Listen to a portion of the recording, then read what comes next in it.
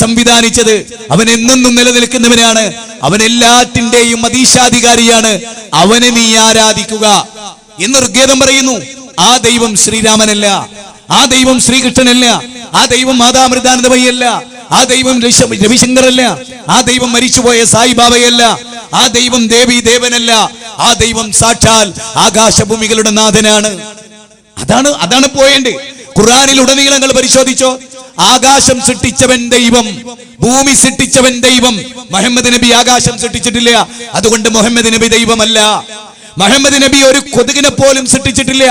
ലം യഖ്ലുഖു ദുബാബ. വിശുദ്ധ ഖുർആൻ 22-ാം അധ്യായം 73-ാമത്തെ വചനം.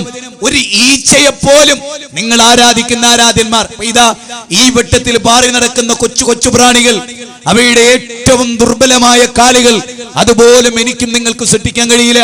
ഒരമ്മക്കും ഒരു ദേവിക്കും ബീവിക്കും ഔലിയാക്കൾക്കും തങ്ങന്മാർക്കും ആർക്കും അതിനെ സൃഷ്ടിക്കാൻ കഴിയില്ല. അതുകൊണ്ട് മനുഷ്യൻ മടങ്ങിപ്പോകേണ്ടത് ലോകത്തിന്റെ സൃഷ്ടാവിലേക്കാണ്. ഒറ്റ ദൈവം, ഒരൊറ്റ ജനത, ഒരു ജാതി, ഒരു മതം, ഒരു ദൈവം മനുഷ്യന്. ശ്രീനാരായണ ഗുരു മുഴക്കിയതാണ്. സഹസ്രാബ്ദങ്ങൾക്ക് മുമ്പ് ഇസ്ലാം ലോകത്തോട് പറഞ്ഞതാണ്, ലോകവേദങ്ങൾ പറഞ്ഞതാണ്. അതാണ് ഞാൻ നേരത്തെ പറഞ്ഞത്. ജാതീയതയല്ല, ചാതുർവർണ്ണ്യം മായാസിഷ്ടം ഗുണകർമ്മ വിഭാഗശേ എന്ന് ഭഗവത്ഗീതയിൽ പിൽക്കാലത്തുണ്ടായതാ. ചാതുർവർണ്ണ്യമില്ല, ജാതി വ്യവസ്ഥയില്ല, മനുഷ്യരൊക്കെ ഒന്നാണ്. ആരിവിടെ ശൂദ്രനല്ല, ആരിവിടെ ബ്രാഹ്മണനല്ല, മനുഷ്യരാണ്. കറുത്താലും വെളുത്താലും മനുഷ്യരാണ്. ആത്മാവുള്ളവരാണ്, മോഹങ്ങളുള്ളവരാണ്, ചിന്തകളുള്ളവരാണ്, അംഗീകരിക്കേണ്ടവരാണ് എന്ന പൊതുതത്വത്തിലേക്ക് ലോകത്തെ കൊണ്ടുവരിക. അതാണ് മതത്തിന്റെ കാതലായ വശം. ഇസ്ലാം ഖുർആനിൽ 21 സ്ഥലത്ത്, അത്ഭുതല്ലേ നിങ്ങളൊന്ന് ഖുർആൻ. ഞാനിവിടെ പറയുന്ന 2 കാര്യമാണ്. ഞാൻ എൻ്റെ ഒരുപാട് ക്ഷേത്രങ്ങളിലെ പ്രസംഗങ്ങൾ, അതിന്റെ കേസറ്റുകൾ നമ്മുടെ അമുസ്ലിം സഹോദരങ്ങളുടെ കൈകളിലുണ്ട്. എല്ലാരും എന്നെ നിരന്തരം വിളിക്കും. അവിടെയൊക്കെ നമുക്ക് ജനങ്ങളോട് പറയാനുള്ള എന്താ, നിങ്ങളൊന്ന് ഖുർആൻ വായിച്ചു നോക്കൂ, ഖുർആൻ ഒന്ന് പഠിച്ചു നോക്കൂ. ഖുർആനിൽ എവിടെയെങ്കിലും മനുഷ്യത്വത്തിനെതിരായി ഒരൊറ്റ വാചകവും നിങ്ങൾക്ക് കാണാൻ കഴിയില്ല. ഞാൻ സത്യസന്ധമായി പറയുന്നു, ഖുർആൻ രാത്രിയുടെ അന്തിയാമങ്ങളിൽ പല വായിച്ച ഏതൊരു മുസ്ലിമിനും അമുസ്ലിമിനെ കൊല്ലാൻ കഴിയില്ല, അമുസ്ലിമിനെ നശിപ്പിക്കാൻ കഴിയില്ല.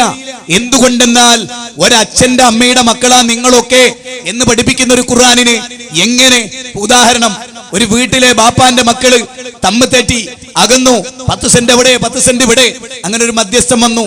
മധ്യസ്ഥം വന്നിട്ട് ചോദിച്ചു, ഈ ബാപ്പാന്റെ മക്കളല്ലേ നിങ്ങൾ, ഈ ഉമ്മാന്റെ പള്ളേന്ന് വന്നവരല്ലേ നിങ്ങൾ ഇങ്ങനെ തല്ലാൻ പാടുണ്ടോ എന്നൊക്കെ പറഞ്ഞവർ ഉപദേശിച്ച് ഒന്നാക്കിയാൽ അത് കുഴപ്പത്തിന്റെ പ്രസംഗമല്ല. ഞാൻ ഈ നടത്തുന്ന പ്രസംഗം ഇതുപോലെയാണ്. ഇവിടുത്തെ എല്ലാരും ഭിന്നിച്ചു പോയി. അതിന്റെ കാരണം എന്താ? കാനന്നാസു ഉമ്മത്തം വാഹിദ. മനുഷ്യ സമുദായം ഒരു ഏക സമുദായമായിരുന്നു.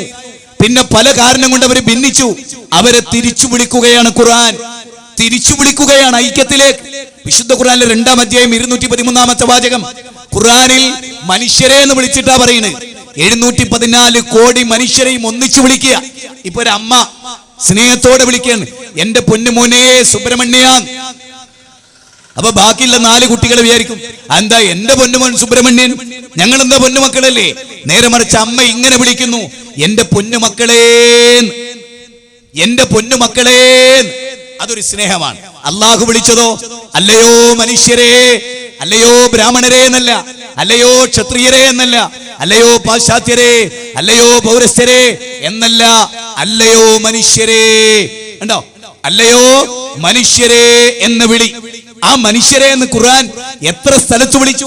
ഖുർആന്റെ 2-ാം അധ്യായം 21-ാമത്തെ വചനം, ഖുർആന്റെ 2-ാം അധ്യായം 168-ാമത്തെ വചനം, ഖുർആന്റെ 2-ാം അധ്യായം 213-ാമത്തെ വചനം, ഖുർആന്റെ 4-ാം അധ്യായം 1-ാമത്തെ വചനം, ഖുർആനിന്റെ 22-ാം അധ്യായം, ഖുർആന്റെ 7-ാം അധ്യായം 158-ാമത്തെ വചനം, ഖുർആനിന്റെ 22-ാം അധ്യായം 1-ാമത്തെ വചനം, 22-ാം അധ്യായം 3-ാമത്തെ വചനം, 22-ാം അധ്യായം 5-ാമത്തെ വചനം, 22-ാം അധ്യായം 9-ാമത്തെ വചനം, 22-ാം അധ്യായം 11-ാമത്തെ വചനം, 22-ാം അധ്യായം 73-ാമത്തെ വചനം, 80-ാം അധ്യായം 82-ാം അധ്യായം 6-ാമത്തെ വചനം, 84-ാമത്തെ അധ്യായം 5-6 വചനങ്ങൾ, 85-ാം അധ്യായം 5-6-7 വചനങ്ങൾ. അവിടെയൊക്കെ വിളിച്ചതെന്താ? 10-ാം അധ്യായം 57-ാമത്തെ വചനം, യാ അയ്യുഹന്നാസ്, യാ അയ്യുഹന്നാസ്. എല്ലാരും അതിൽ വന്നു. അവിടെ മാറ്റി നിർത്തലുകളില്ല. RSS, BJP, Bajrang, Shiv Sena, NDF, league, Congress ഒന്നില്ല. മനുഷ്യരെ എല്ലാവരെയും വിളിച്ചിട്ട് പറഞ്ഞു, നോക്ക്, തമ്മിൽ തല്ലല്ലേ, കടുത്തിറക്കല്ലേ, നിങ്ങളുടെ ദൈവമേകന, അവന്റെതാ സൂര്യൻ, അവന്റേതാ വായു, അവന്റേതാ വെള്ളം, അവനാ നിങ്ങൾക്ക് ഇത് നൽകിയത്. അവനെ ആരാധിക്കൂ. ചതുപ്പ് നിലങ്ങളുടെ നാഥൻ അവനാ. സങ്കീർത്തന പുസ്തകം 148 അധ്യായം 1 മുതൽ 6 വരെയുള്ള വചനോ അതിലെന്താ? ആകാശത്തിലെ പറവകളെ നിങ്ങൾ അവനെ സ്തുതിക്കുക, ആഴിയിലെ മത്സ്യാദികളെ നിങ്ങൾ അവനെ സ്തുതിക്കുക, ഭൂമിയിലെ ഉരകവർഗമേ നിങ്ങൾ അവനെ സ്തുതിക്കുക, ആകാശത്തിലെ ജലരാശിയെ നിങ്ങൾ അവനെ സ്തുതിക്കുക, സൂര്യചന്ദ്രന്മാരെ നിങ്ങൾ അവനെ സ്തുതിക്കുക, പർവ്വതങ്ങളെ നിങ്ങൾ അവനെ സ്തുതിക്കുക, വാനങ്ങളെ നിങ്ങൾ അവനെ സ്തുതിക്കുക.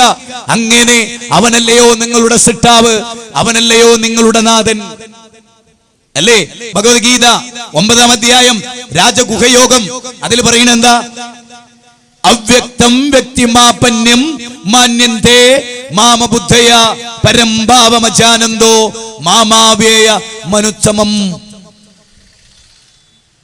വളരെ കൃത്യമാണ്. ദൈവം കൊടയും വടിയും ചൂടി വരില്ല, ദൈവം വ്യക്തികളായി വരില്ല. ദൈവം സർവശക്തനാണ്, സൂര്യനെയും ചന്ദ്രനെയും സൃഷ്ടിച്ചവനാണ്. അവൻ മനുഷ്യനിടയിൽ ഇറങ്ങി നടക്കുന്നില്ല. അവനെ ആരാധിക്കാൻ ഇതിന്റെ ഒന്നും ആവശ്യവുമില്ല എന്ന് വേദഗ്രന്ഥം മാനവരാശിയെ ശക്തമായി പഠിപ്പിക്കുന്നു. വിശുദ്ധ ഖുർആനിൽ മനുഷ്യരെ മുഴുവനും വിളിച്ച് സംസാരിക്കുന്നു. എല്ലാ കാര്യവും മനുഷ്യരെ എന്ന് വിളിച്ചിട്ടാ പറയുന്നത്. അതിൽ ഖുർആൻ പറഞ്ഞ വളരെ പ്രധാനമായ ചില പോയിന്റുകൾ വളരെ നിർബന്ധമായി പറയേണ്ടതുണ്ട്. എന്താണ്? ഇവിടെ നിങ്ങൾ നോക്ക്. ഒന്ന് ഖുർആനിലെ 49 അധ്യായം 13 വചനം. അതിൽ പറയുന്നത് യാ യുവന്നാസ്, അല്ലയോ മനുഷ്യരെ. ബാല, സുരേന്ദ്ര, ദേവ, ജോർജ്, ഒരു ഡൈനിങ് ടേബിളിൽ ഒന്നിരിക്കെ അല്ല പറയാൻ. ഇന്നലെ പറയണെന്ത്? യാ യുവന്നാസ് ഇന്നാ ഖലഖനാകും മിൻ ദക്കരിൻ വ ഉൻസ. ഒരാണിൽ നിന്നും ഒരു പെണ്ണിൽ നിന്നും നിങ്ങൾ ഉണ്ടായത്. ഒരാണിൽ നിന്നും ഒരു പെണ്ണിൽ നിന്നുമാണ് നിങ്ങൾ ഉണ്ടായത്. നിങ്ങളെ വർഗങ്ങളും ഗോത്രങ്ങളുമായി തിരിച്ചത് ലിതഅറഫു, പരസ്പരം തിരിച്ചറിയാനാ. നിങ്ങൾ തിരിച്ചറിയാനാ. ദൈവത്തിങ്കൽ നിങ്ങളിൽ ആദരണീയനാരാ? ദൈവത്തിന്റെ കൽപ്പന സ്വീകരിക്കുന്നവരാണ്. ഇപ്പൊ നിങ്ങൾ നോക്ക്, ഹജ്ജ് കഴിഞ്ഞു. ഹജ്ജിലെ മാനസിക വിളംബരം എന്താ? മാനവൈക്യ വിളംബരം എന്താ? 25 ലക്ഷം ആളുകൾ ഒരേ വേഷത്തിൽ വിധാനത്തിൽ അവിടെ അണിനിരക്കുകയാണ്. അല്ലേ? ആ പരിശുദ്ധ കഅബയിൽ അവിടെ ജാതിയില്ല, വിഭാഗീയതയില്ല, ഒന്നുമില്ല, വെറുപ്പില്ല. എല്ലാരും ഒരു വെള്ള തുണി ഷോൾഡറിൽ അതിട്ടുകൊണ്ട് ദൈവസന്നിധിയിൽ വരികയാണ് അവർ. അവിടെ ഞാനൊരു കാര്യം പറഞ്ഞോട്ടെ. അബ്രഹാം പ്രവാചകൻ അദ്ദേഹം ഒരു അടിമയെ, ഹാജറ എന്ന ഒരു അടിമയെ, കറുത്ത സ്ത്രീയെ, എല്ലാരും ഓർക്കണം, കറുകറുത്ത അടിമയായ ഏറ്റവും താഴേക്കിടയിലുള്ള ഒരു പെണ്ണിനെ, ഒരു അടിമ സ്ത്രീയെ, ഒരു വേലക്കാരിയെ അദ്ദേഹം കല്യാണം കഴിക്കാൻ. ഓർക്കണം, അദ്ദേഹം കല്യാണം കഴിക്കാൻ. ആ അടിമ സ്ത്രീയിലാണ് ഇസ്മായിൽ എന്ന പ്രവാചകൻ ഉണ്ടാകുന്നത്. ഇസ്ലാം അതാ പഠിപ്പിച്ചത്. വളരെ കൃത്യമാണത്. ആ ഹാജറ ബീവി സഫായിലും മർവായിലും ഓടി, സഫാ കുന്നിന്റെയും മർവാ കുന്നിന്റെയും ഇടയിൽ ഓടി. കറുത്ത അടിമയായ ഹാജറ ബീവി ഓടിയെടുത്ത് വെളുത്ത സുന്ദരനായ ഏത് കോടീശ്വരനും ഓടണം ആ സഫായിലും മർവായിലും എന്ന് ഇസ്ലാം നിയമം വെച്ചു. നേരെ മറിച്ച് കേരളത്തിന്റെ അവസ്ഥ എന്തായിരുന്നു? ഇന്ത്യയുടെ അവസ്ഥ എന്തായിരുന്നു? തുപ്പൽ പാത്രം കഴുത്തിൽ കെട്ടി തൂക്കിയ ഒരു ജനത. ഭൂമി തുപ്പാൻ അവകാശം ഉണ്ടായിരുന്നില്ല, ശൂദ്രന് തുപ്പാൻ അവകാശം ഉണ്ടായിരുന്നില്ല, പറയ പോലെ വർഗക്കാരന് തുപ്പാൻ അവകാശം ഉണ്ടായിരുന്നില്ല. ഈ മണ്ണില് തുപ്പാൻ വേണ്ടി തുപ്പൽ പാത്രം കഴുത്ത് കെട്ടി തൂക്കുക. തീർന്നില്ല, ഒരു സ്റ്റെപ്പ് നടന്നാൽ അപ്പുറത്തേക്ക് മാറി നിന്ന് ആ 4 സ്റ്റെപ്പ് ചൂലുകൊണ്ടടിച്ചു വാരാതെ അവനവിടെ നിന്ന് നടന്നു പോകാൻ കഴിയില്ല. അരയിൽ ചൂല് കെട്ടിയ ഒരു ജനത. ഇത് ഇന്ത്യയുടെ അവസ്ഥയായിരുന്നു. കഥയല്ല, കവിതയല്ല, യാഥാർത്ഥ്യമായിരുന്നു. ഏത്? ഒരു കാല് വെച്ചാൽ അത് അടിച്ചു വൃത്തിയാക്കുക. കാരണം ബ്രാഹ്മണൻ അതുവഴി പോകണമെങ്കിൽ ശൂദ്രന്റെ കാല് പതിഞ്ഞെടുത്ത് പാടില്ല എന്ന ഉച്ചനീചത്വം അവിടെയാണ് നിങ്ങൾ മനസ്സിലാക്കേണ്ടത്. പടച്ചോന്റെ മതത്തിന്റെ പ്രത്യേകത. സൂര്യചന്ദ്രന്മാരെ സൃഷ്ടിച്ച സാക്ഷാൽ പ്രപഞ്ചനാഥം പറയണെന്ത്?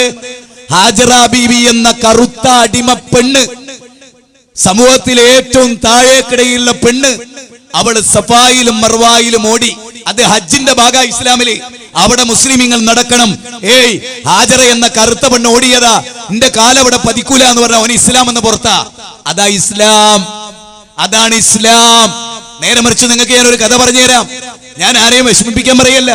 മഹാത്മാഗാന്ധി പോലും ജാതി വ്യവസ്ഥയിൽ ഞെരിഞ്ഞമർന്നിരുന്നു എന്ന് ചരിത്രം പഠിപ്പിക്കുന്നു. മഹാത്മാഗാന്ധി പോലും ജാതീയതയിൽ ഞെരിഞ്ഞമർന്നിരുന്നു. എന്ത് തന്നെയാണ് ചരിത്രം നിങ്ങൾ പഠിച്ചു നോക്കൂ. മഹാത്മാഗാന്ധി ചിന്താതിപ്പെട്ടിൽ വരികയാണ് മദ്രാസിൽ. ഗുരു നിത്യ ചൈതന്യ യതി മനഃശാസ്ത്രം ജീവിതത്തിൽ എന്ന ഗ്രന്ഥത്തിൽ ഉദ്ധരിക്കാൻ. ഞാൻ ബടായി പറയല്ല, യുവാക്കളെ, ഏത് മതത്തിൽപ്പെട്ട യുവാക്കളോട് നിങ്ങൾ പഠിക്കണം. നമ്മുടെ രാജ്യത്തിന്റെ ഒരു കാലഘട്ടത്തിലെ അവസ്ഥയും യഥാർത്ഥ മതത്തിന്റെ പ്രത്യേകതകൾ പഠിക്കണം. അങ്ങനെ ഗുരു നിത്യചൈതന്യ യതിയോട് പറഞ്ഞ സംഭവമാണ്. നടരാജഗുരു പറയാണ്, മഹാത്മാഗാന്ധി മദ്രാസിൽ വരുന്നു എന്നുള്ള വാർത്ത കേട്ടപ്പോ ആദി ദ്രാവിഡന്മാർ അപ്പൊ അവര് പറഞ്ഞു, ഞങ്ങൾക്ക് ഒരു റോസാ പുഷ്പത്തിന്റെ ഹാരം മഹാത്മാഗാന്ധിയുടെ കഴുത്തിൽ അണിയിക്കണം. അത് നിങ്ങള് മഹാത്മാഗാന്ധിയോട് പറയണം, അതിന് ഞങ്ങൾക്ക് അവസരം തരാൻ പറയണം എന്ന്. അപ്പോ നടരാജഗുരു മഹാത്മാഗാന്ധിയോട് പറഞ്ഞു, ആദി ദ്രാവിഡന്മാർ എന്ന് പറഞ്ഞാൽ പറയന്മാർ, അപ്പൊ അവർക്ക് അങ്ങയുടെ കഴുത്തിൽ റോസാ പുഷ്പത്തിന്റെ ഹാരമണിയാൻ താല്പര്യമുണ്ട്. കാരണം മഹാത്മാഗാന്ധി പറഞ്ഞത് എന്താണെന്നറിയോ? മഹാത്മാഗാന്ധി പറഞ്ഞത്, ചത്ത പശുവിനെ തിന്ന പറയൻ തൊട്ട അവന്റെ കൈ, ആ കൈ കൊണ്ട് തൊട്ട മാല എന്റെ കഴുത്തിലണിയരുത് എന്ന് മഹാത്മാഗാന്ധി വാശി പിടിച്ചു എന്നാണ്. മഹാത്മാഗാന്ധി പറഞ്ഞു, ജാതീയത ഒരു പാപമാണ് എന്ന് ഞാൻ പറയുന്നില്ല. ജാതീയത മിശ്ര വിവാഹത്തെയും മിശ്രഭോജനത്തെയും ഇല്ലായ്മ ചെയ്യുന്നു. ഇതാണ് എന്റെ അഭിപ്രായം എന്നിരിക്കെ ജാതി വ്യവസ്ഥ ഇല്ലാതാകാൻ ശബ്ദിക്കുന്നവർക്കെതിരാകുന്നു ഞാൻ എന്ന് മഹാത്മാഗാന്ധി പറയുന്നു. നിങ്ങൾ ആലോചിക്കണം, അങ്ങനെ ഒരു കാലഘട്ടം അവിടെ കഴിഞ്ഞു പോയി. സ്വാമി വിവേകാനന്ദൻ പറയാണ്, ലോകത്തിന് ഇന്ത്യ നൽകിയ ഏറ്റവും വലിയ സംസ്കാരം ജാതി വ്യവസ്ഥയാകുന്നു. ഏത് ജാതി വ്യവസ്ഥ? ആലോചിക്കണം നമ്മള്. ഏത് ജാതി വ്യവസ്ഥ? ശ്രീരാമനിൽ പോലും ജാതി വ്യവസ്ഥ ആരോപിക്കുന്നുണ്ട് രാമായണം. കാരണം അത് സവർണ മേധാവിത്വമായിരുന്നു. ശംഭുകവധം അതാണ്. ഉത്തര രാമായണം 3-ാം അധ്യായത്തിലെ ശംഭുകവധം എന്താ? ഇത് തന്നെയല്ലേ? കാരണം ഏതോ ഒരു ബ്രാഹ്മണ കുട്ടി അകാല മരണം പ്രാപിച്ചു. രാമന്റെ അടുത്ത് ബ്രാഹ്മണൻ കൊണ്ടുവന്നു, എന്റെ മകൻ അകാല മരണം ഉണ്ടാകാൻ പാടില്ല. അപ്പൊ ശ്രീരാമൻ ചോദിക്കണം, എന്താ കാരണം? അപ്പൊ ശ്രീരാമൻ അറിയില്ല എന്താ കാരണം.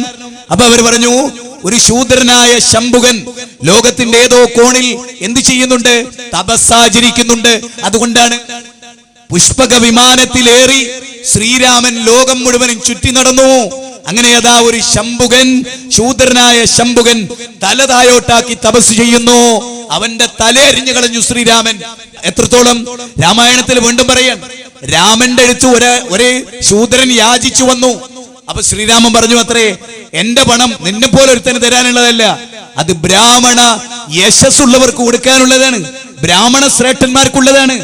എന്റെ പണം ബ്രാഹ്മണന്മാർക്ക് കൊടുത്താലേ എനിക്ക് ഐശ്വര്യവും സന്തോഷവും ഉണ്ടാവുന്ന ശ്രീരാമൻ പറഞ്ഞതായി പോലും രാമായണത്തിൽ കൊടുത്തത് ഈ പറഞ്ഞ സവർണ മേധാവിത്വമാണ്, ഈ ജാതീയതയാണ്.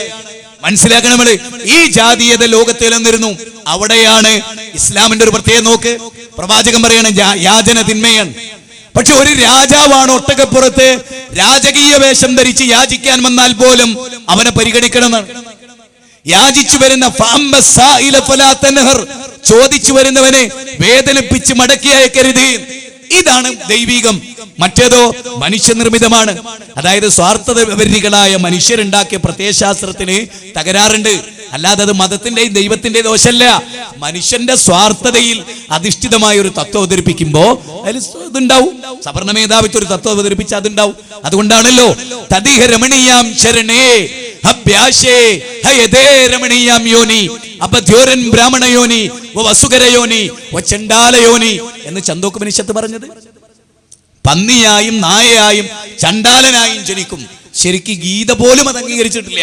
കാരണം ശ്രീമദ് ഭഗവത്ഗീതയിൽ പറയുന്നത് എന്താ? 2-ാം അധ്യായം 37-ാമത്തെ ശ്ലോകം തന്നെ എന്താ? ഹദോവ പ്രാപ്സസി സ്വർഗം ജിതോവ ബോക്ഷസ്യ മഹീം തസ്മാദുത്തിഷ്ഠ കൗന്ദയ യുദ്ധായ കൃതനിശ്ചയ. അർജുന, ഈ യുദ്ധത്തിൽ കൊല്ലപ്പെട്ടാൽ നീ സ്വർഗത്ത് പോകുന്ന, പന്നിയായി ജനിക്കുന്ന നായയായി ജനിക്കുന്നല്ല. ആ ഒരു തത്വം മാനവികമല്ല. അങ്ങനെ ഒരു പുനർജന്മ സിദ്ധാന്തം വേദം പഠിപ്പിച്ചിട്ടില്ല.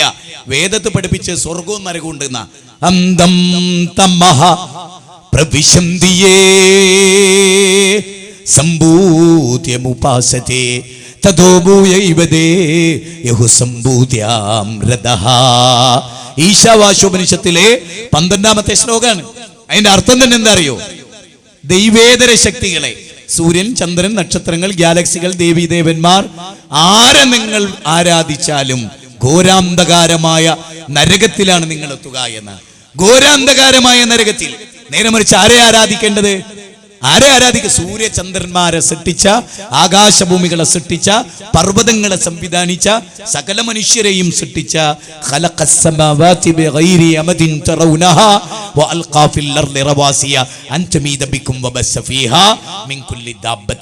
ആകാശത്തെ മേൽക്കൂരയാക്കി ഭൂമിയിൽ നിങ്ങളെ കൊണ്ട് ഇളകാതിരിക്കാൻ പർവ്വതങ്ങളെ സൃഷ്ടിച്ചു, നിങ്ങൾക്ക് മഴ ചൊരിഞ്ഞു തന്നു, നിങ്ങൾക്ക് സസ്യങ്ങൾ മുളപ്പിച്ചു തന്നു, നിങ്ങൾക്ക് ഭക്ഷണം നൽകിയ സാക്ഷാൽ പടച്ച തമ്പുരാൻ. അപ്പൊ നിങ്ങൾ നോക്കേ, ഒരു ചിങ്ങമാസത്തിലെ അർദ്ധരാത്രിയിൽ ദേവകിയുടെ 8ാമത്തെ പുത്രനായിട്ടാണ് ശ്രീകൃഷ്ണൻ ജനിച്ചത്.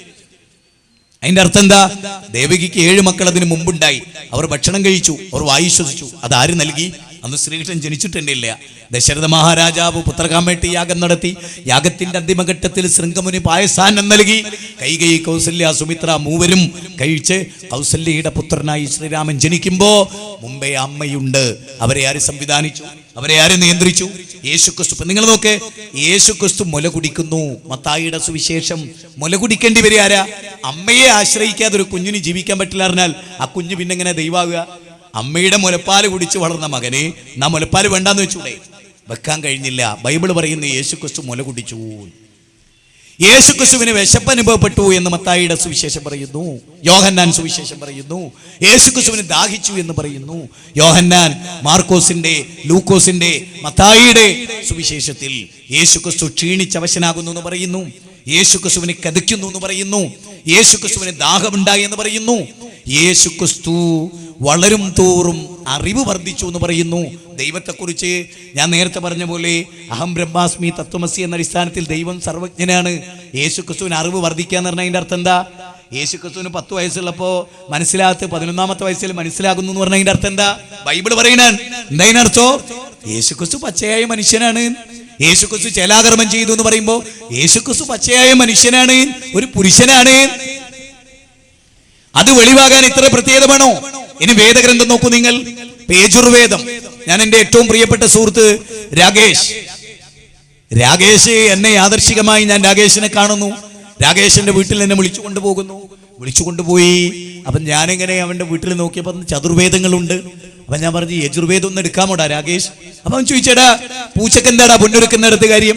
നീ മുസ്ലിം അല്ലേ, നിനക്കെന്താ യജുർവേദം? ഞാൻ പറഞ്ഞു, മോൻ എടുക്ക്, യജുർവേദം എടുക്ക്. യജുർവേദത്തിലെ 32ാം അധ്യായം എടുക്ക്. 32ാം അധ്യായത്തിലെ 3ാമത്തെ ശ്ലോകം എടുക്ക് എന്ന് ഞാൻ അവനോട് പറഞ്ഞു. എന്നിട്ട് അവനോട് പറഞ്ഞു, നീ ഒന്ന് വായിക്ക്.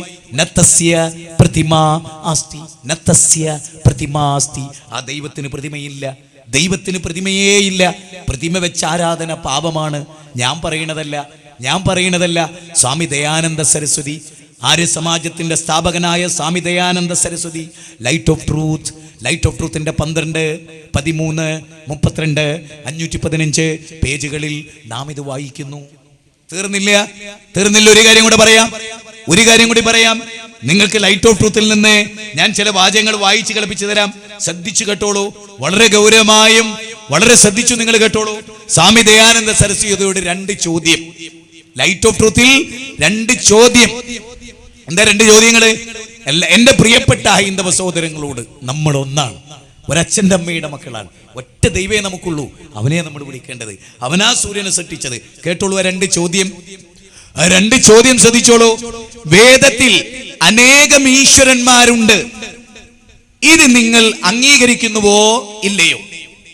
വേദത്തിൽ അനേക ഈശ്വരന്മാരുണ്ട്, നിങ്ങൾ അംഗീകരിക്കുന്നുണ്ടോ ഇല്ലേ?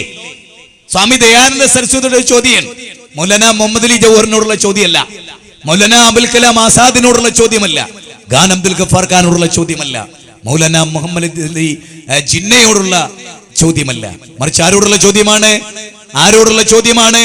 ചോദ്യം സ്വാമി ദയാനന്ദ സരസ്വതിയോട്. എന്താ ചോദ്യം? വേദത്തിൽ അനേക ഈശ്വരന്മാരുണ്ട്, ഇത് നിങ്ങൾ അംഗീകരിക്കുന്നുണ്ടോ ഇല്ലേ? അതിന് അദ്ദേഹത്തിന്റെ മറുപടി, ഇല്ല, അംഗീകരിക്കുന്നില്ല. 4 വേദങ്ങളിൽ ഒരിടത്തും അങ്ങനെ പറഞ്ഞിട്ടില്ല. അനേക ദൈവങ്ങളെ കുറിച്ച് പറഞ്ഞിട്ടില്ല. ഒരു ഈശ്വരനെ ഉള്ളൂ എന്ന് പറഞ്ഞിട്ടുമുണ്ട്. എന്താണ്?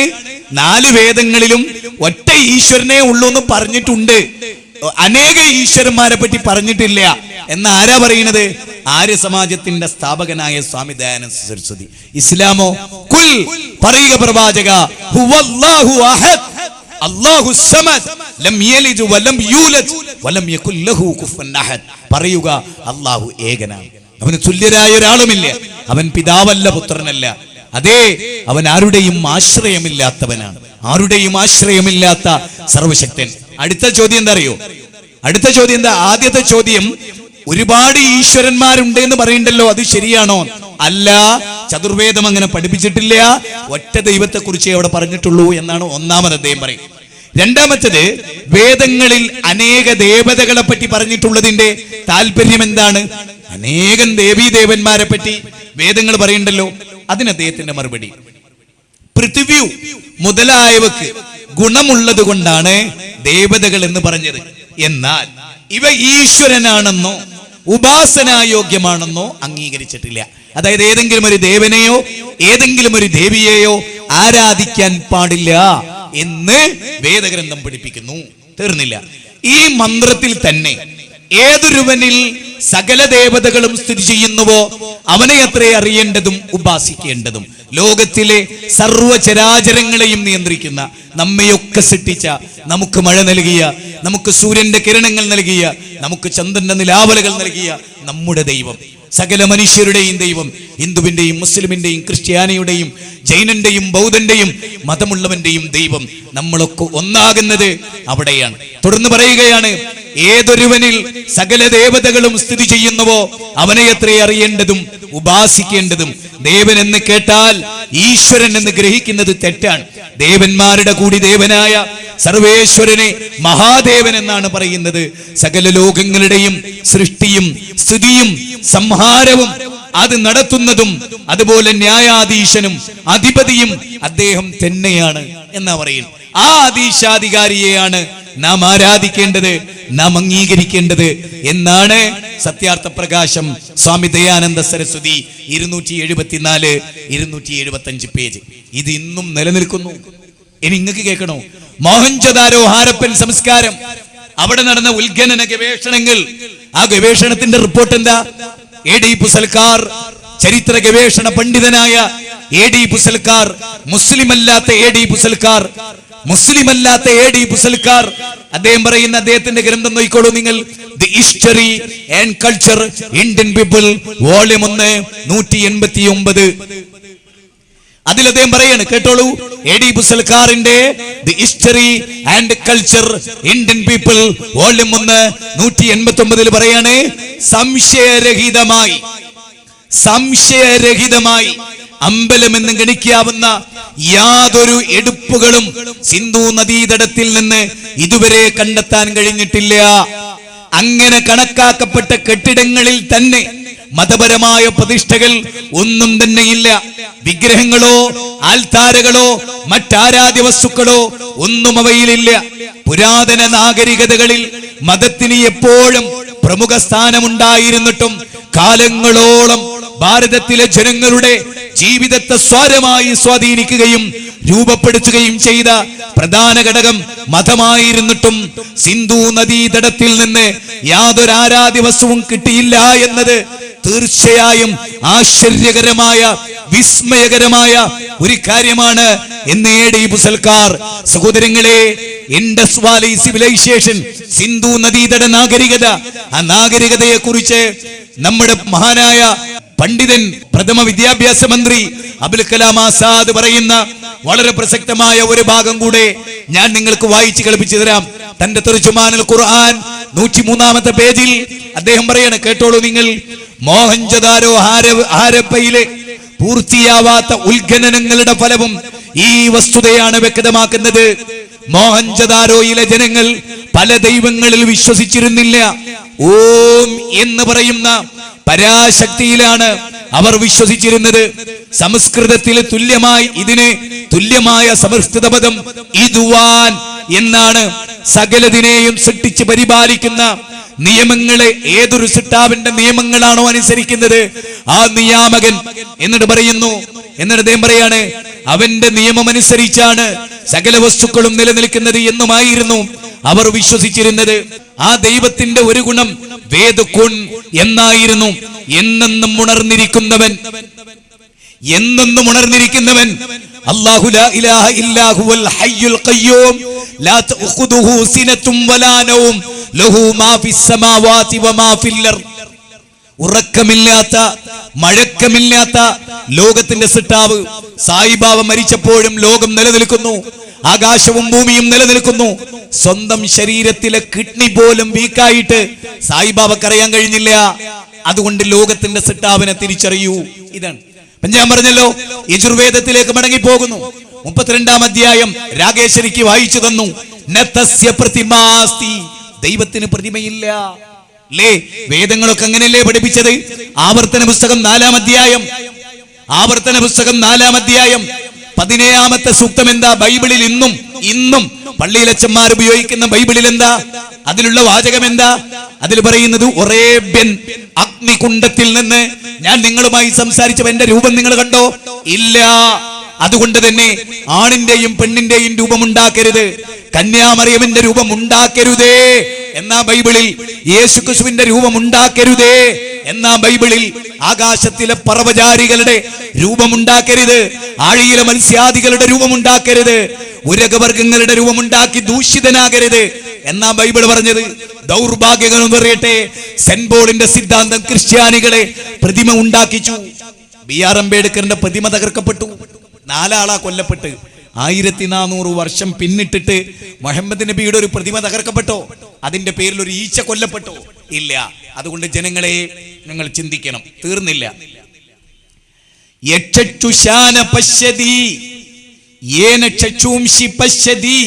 തദേവ ബ്രഹ്മത്തം വിത്തി നേതം യതി തമുപാസതേ യശ്രോത്രേണ നശ്രുനോതി ശ്രോത്രമിദം ശ്രുതം തദേവ ബ്രഹ്മത്തം വിത്തി നേതം യതി തമുപാസതേ.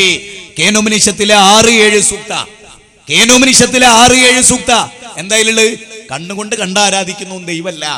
ഏതൊരു പ്രതിമയുടെ മുമ്പിൽ നിങ്ങൾ കൈകൂപ്പി നിൽക്കുന്നു, അത് ദൈവമല്ല. നിങ്ങളുടെ ദൈവം നിങ്ങളുടെ കണ്ണുകൊണ്ട് കാണാൻ കഴിയാത്തവനാണ്, നിങ്ങളുടെ കണ്ണിന് ദർശനം നൽകിയവനാണ്.